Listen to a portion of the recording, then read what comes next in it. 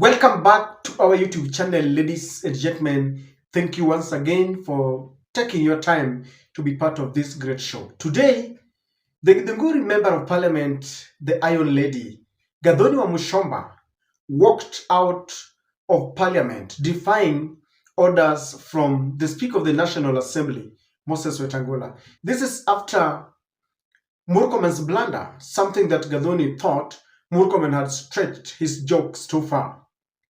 Now it started when Gathoni Mushomba sought an explanation from Murkomen over some deaths that occurred sometimes last year, just at the height of Gen Z's pressure against Ruto's government when they stormed the streets complaining about the Finance Bill 2024. Now, there were a lot of killings that were going on. Then in the middle of that confusion and altercation, some good Kenyans revealed that there were bodies that were in sacks, and the bodies were floating in some abandoned quarry in Embakasi.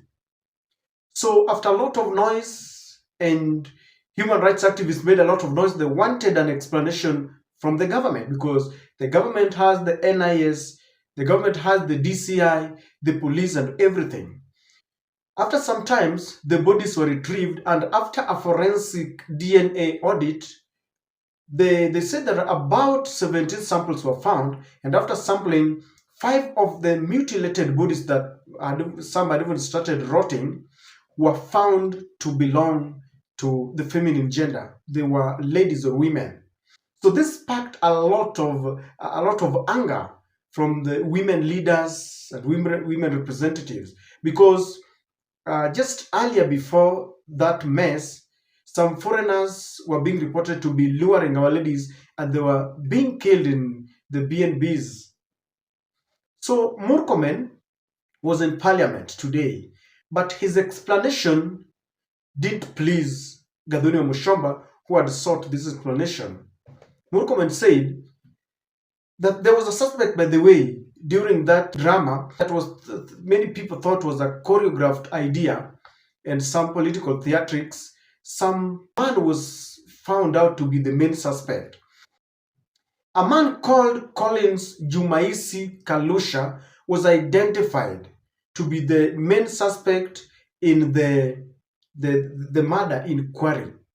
Now, one funny thing about this Jumaisi was that the people whom he was being linked to denied knowing him.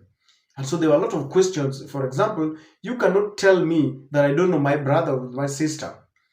Now, this Jumaisi, in the hands of the police, a man whom not any other person, the government gave us the identity as the man who was the main suspect. Before we knew it, we were told that this main suspect in the murder of more than 10 people escaped the hands of the police, the man that was in their custody. So Murkomen said, we don't know where he is, he's still at large. We appeal to any good Kenyan there. If you know his whereabouts, please let us know. And people said, this is enough. We can never take, you stretching your jokes too far. So Gathoni Mushomba decided to storm out of Parliament because she thought that Murkomen was playing around with our collective conscience. The explanation that he was giving was unacceptable, so he stormed out. This is how things happen, but before you watch it, allow me to request you to subscribe to our channel and click the notification bell. If you're a regular viewer and you've come back, thank you very much. Just like and share videos. This is Gathoni Mushomba. Honorable Mushomba. Honorable Speaker, I have listened to what the Cabinet Secretary have to say concerning the cases of the ladies that he confirms that were properly matched with their relatives, and they were confirmed that they were murdered by the suspect who disappeared. But Mr. Speaker, I refuse to sit in this house to listen to the Cabinet Secretary confirm that his ministry cannot be able to capture suspects who were previously under their arms and custody. I refuse to sit in this house, Mr. Speaker, to listen to that kind of an explanation. You are already sitting in this house. Yes, I'm refusing to listen to the answer he's giving. It is not right for the Cabinet Secretary to come to answer a question and tell us that the suspect disappeared and is not giving us hope. Which hope is he telling the people, the victims? What hope is he promising? Is he telling us that we are going to wait for the suspect to disappear forever? It has been 3 months since the suspect disappeared, Mr. Speaker. Those are families that are paining, grieving loved ones. We watch on television bodies being retrieved from Kware, this dump site, Mr. Speaker. The minister cannot come here and tell us that he wants members of public to help him identify suspect who was previously in their custody. As a woman leader, as a mother of girls, I refuse to take that kind of an answer from the cabinet secretary. Thank you. Mama Nairobi.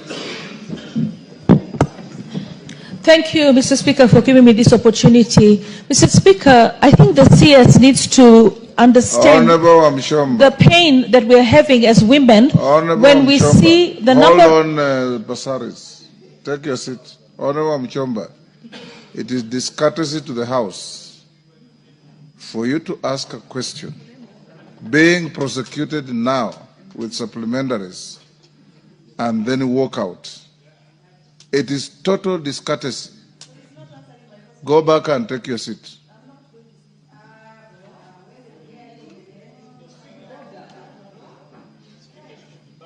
Order wa Mchomba.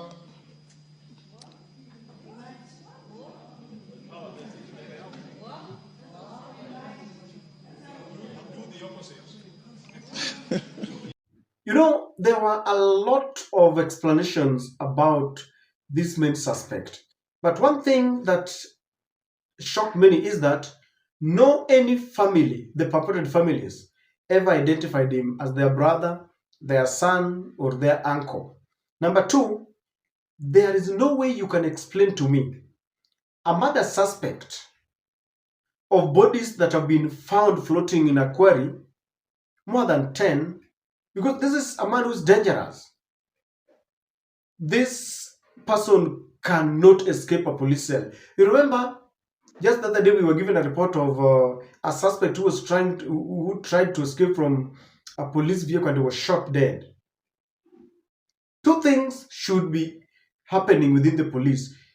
Either the government lied to us that they had a suspect, they were covering something, or the government is just too careless. Why?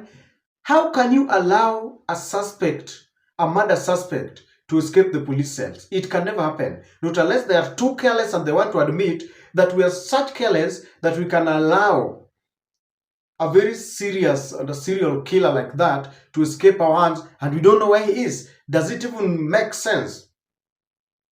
And so Gathoni walked out, and I concur with her. You know, sometimes a minister who is paid by taxpayers' money,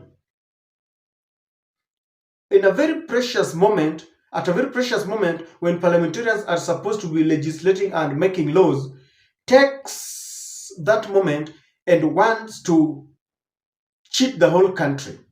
It is unacceptable, ladies and gentlemen.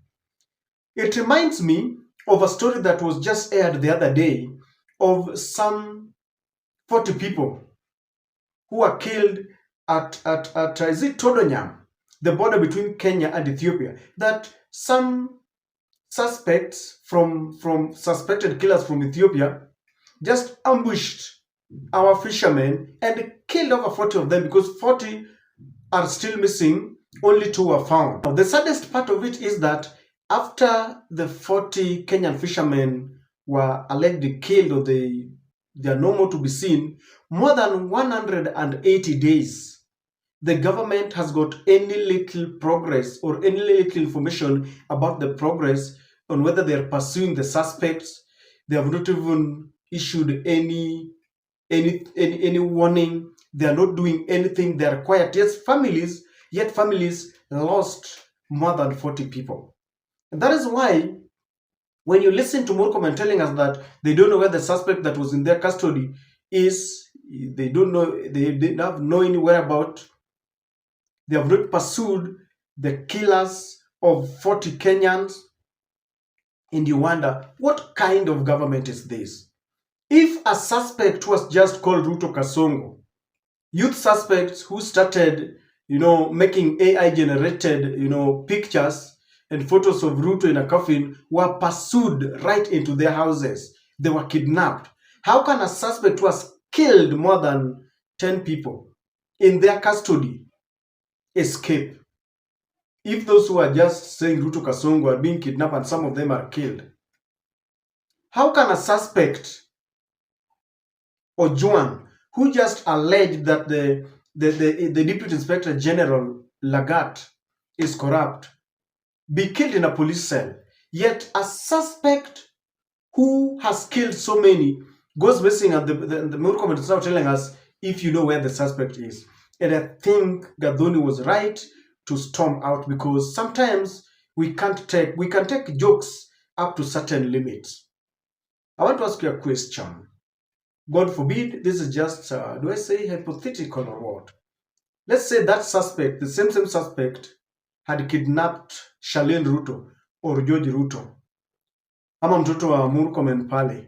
Let's say ameua mtoto wa Murkomen, and I do not in any way insinuate that Murkomen's daughter or son should die. I'm just asking, or Ruto's son or daughter should die. I'm just asking, had it been the situation is that the serial killer, or among the people who were killed, Ruto and Murkomen's children were there, do you think the information would be the same?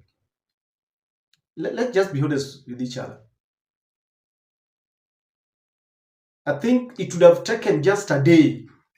They would have combed all the borders. In fact, even 1 hour, they would have found that suspect. And if he was in any police custody, I think they would have even prepared a special jail for him, not even community maximum prison. The kind of torture that this person would receive before he died is one that has never been meted on any person in this world. Let us dispense justice equally. Let us understand that the 40 people who were killed in Todonyang, the bodies that were found floating in Embakasi Quarry, had life just like these children of our politicians. They should treat them as their own, or it can easily be concluded that the government does not care. William Ruto swore to protect lives and property. The same way Ruto orders the police to shoot people who invade supermarket, shoot their legs, is the same way he should order suspects who have killed others to remain in police custody for justice to be dispensed. The same way he should pursue the killers of the 40 people, because those fishermen now left orphans, widows. They were perhaps the sole breadwinners. It is no more. Do you agree with Gathoni wa Mushamba?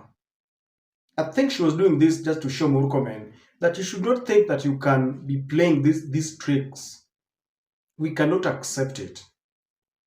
Murkomen did not only say that, but he was also insisting that the BBC expose about the Mai Mau, child trafficking was a scam and a hoax. I think it is because BBC also released another expose about how Gen Zs were killed when they stormed Parliament. It is high time government officials who are paid by our money get serious with their business. It is high time we decide as a nation. It is high time we decided as a nation that we are not going to subject ourselves to be hoodwinked by the people whom we have employed. These people are our servants. Without us, they cannot be there. They use our hard-earned taxes to earn a living. Tunawalipa salary, hizo magari zao, security, alafu bado wanakuja kutudanganya. And the whole parliament is quiet. Instead of using their precious time to do something more meaningful, they allow the interior minister to lie to them. I don't know what to think, but that is unacceptable.